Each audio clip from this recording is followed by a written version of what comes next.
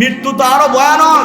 হযরতে ইব্রাহিম নবী মালাকুল মউত আজরাইলকে ডাক দিয়ে বললেন, হে ভাই আজরাইল, মৃত্যু একজন বৎকারের মৃত্যু যখন হয় তুমি তার সামনে যেই আকৃতি ধারণ করে যাও, ভাই আজরাইল আমি একটু দেখতে চাই যে বৎকারের সামনে তুমি কেমন ভাবে যাও। হযরতে ইব্রাহিম নবীর সামনে যখনই আজরাইল আলাইহিস সালাতু ওয়াস সালাম বৎকারের রূহ কবজ করে যেই সূরতে, সেই সূরতে যখনই গেলেন সঙ্গে সঙ্গে এক চিৎকার দিয়ে হযরতে ইব্রাহিম নবী মাটির মধ্যে পড়ে গেলেন। হযরতে ইব্রাহিম নবী মাটির মধ্যে পড়ে গেলেন, এক চিৎকার দিয়ে মাটির মধ্যে পড়ে তিনি বেহুশ হয়ে গেলেন।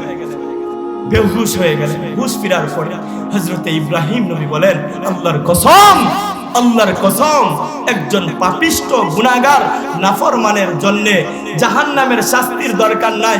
একজন পাপিষ্ট নাফরমানের জন্য কবরের শাস্তির প্রয়োজন নাই। শুধু আজরাইল রূহ কবজ করার সময় যেই আকৃতি, ভয়ানক আকৃতি ধারণ করে আসবে, ওই আকৃতি তার জন্য শাস্তি হিসাবে যথেষ্ট হয়ে যাবে। একটাবার চিন্তা করেন, একটাবার চিন্তা করেন তো মোহতারাম হাজিরিন, আমার আলোচনা শেষের দিকে। কবর ভয়াবহ একটা জগৎ, যেই জগতে রাসূলের পরিচয়ের প্রয়োজন হবে। কবর এমন একটা ভয়াবহ জগৎ মোহতারাম হাজিরিন, কবর এমন একটা জগৎ, মৃত্যু এমন একটা বিষয় দুনিয়ার সবাই সেটাকে মেনে নেয় যে মৃত্যুর স্বাদ আস্বাদন করতেই। কবর এমন একটা জগৎ, মৃত্যু এমন একটা বিষয়, এটা সবাই বিশ্বাস করে।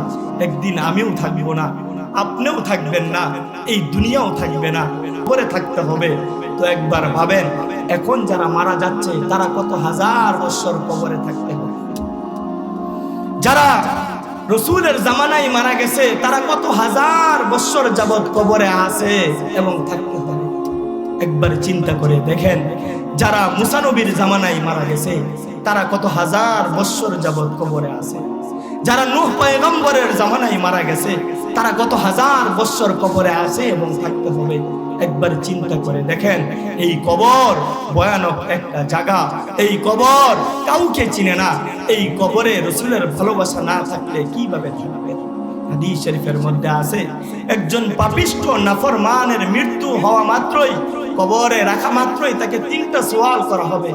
এই 3টা সওয়ালের জবাব যখন সে দিতে পারবে না, ঘোষণা চলে আসবে, আফরিশুহু মিনান নার, ওই পাপিষ্ট নাফরমানের জন্য জাহান্নামের বিছানা বিছায়া দাও।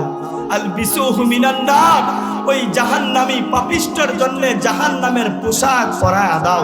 ওয়াফতাহ বাবান ইলান নার, ওই পাপিষ্ট নালায়েকের জন্য জাহান্নামের একটা দরজা খুলে দাও। সে জাহান্নামের যে শাস্তি কবরে শুয়ে শুয়ে যেন সে বুঝে। আল্লাহর নবী সর্বদাই কবরের আযাব থেকে পানার জন্য আল্লাহর কাছে দোয়া করতেন। রাসূল প্রত্যেক নামাজের পরে আল্লাহর কাছে দোয়া করতেন, আল্লাহুম্মা ইন্নী আউযু বিকা মিন আযাবিল কবর।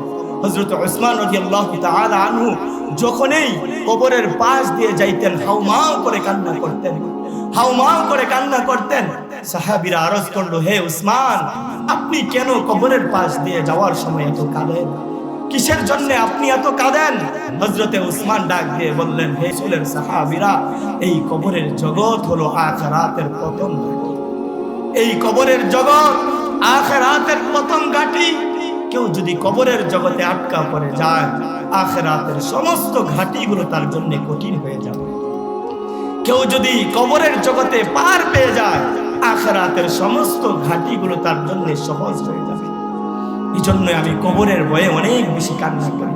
তো মোহতারাম হাজিরিন, যেই কথা আমার বলা উদ্দেশ্য, মৃত্যু একদিন হবে। মৃত্যুর যেই যন্ত্রণা, আহা, এটা তো আরো ভয়ানক। সময় তো সংক্ষেপ, না হয় আপনাদেরকে শোনাইতাম। মৃত্যু তো আরো ভয়ানক। মৃত্যু কেমন? হযরতে ইব্রাহিম নবী মালাকুল মউত আজরাইলকে ডাক দিয়ে বললেন, হে ভাই আজরাইল, মৃত্যু একজন বৎকারের মৃত্যু যখন হয় তুমি তার সামনে যেই আকৃতি ধারণ করে যাও, ভাই আজরাইল আমি একটু দেখতে চাই যে বৎকারের সামনে তুমি কেমন ভাবে যাও। হযরতে ইব্রাহিম নবীর সামনে যখনই আজরাইল আলাইহিস সালাতু ওয়াস সালাম বৎকারের রূহ কবজ করে যেই সূরতে, সেই সূরতে যখনই গেলেন সঙ্গে সঙ্গে এক চিৎকার দিয়ে হযরতে ইব্রাহিম নবী মাটির মধ্যে পড়ে গেলেন। হযরতে ইব্রাহিম নবী মাটির মধ্যে পড়ে গেলেন, এক চিৎকার দিয়ে মাটির মধ্যে পড়ে তিনি বেহুশ হয়ে গেলেন। বেহুশ হয়ে গেলেন। হুশ ফিরার পরে হযরতে ইব্রাহিম নবী বলেন, আল্লাহর কসম, আল্লাহর কসম, একজন পাপিষ্ট গুনাহগার নাফরমানের জন্য জাহান্নামের শাস্তির দরকার নাই, একজন পাপিষ্ট নাফরমানের জন্য কবরের শাস্তির প্রয়োজন নাই। শুধু আজরাইল রূহ কবজ করার সময় যেই আকৃতি, ভয়ানক আকৃতি ধারণ করে আসবে, ওই আকৃতি তার জন্য শাস্তি হিসাবে যথেষ্ট হয়ে যাবে। একটাবার চিন্তা করেন।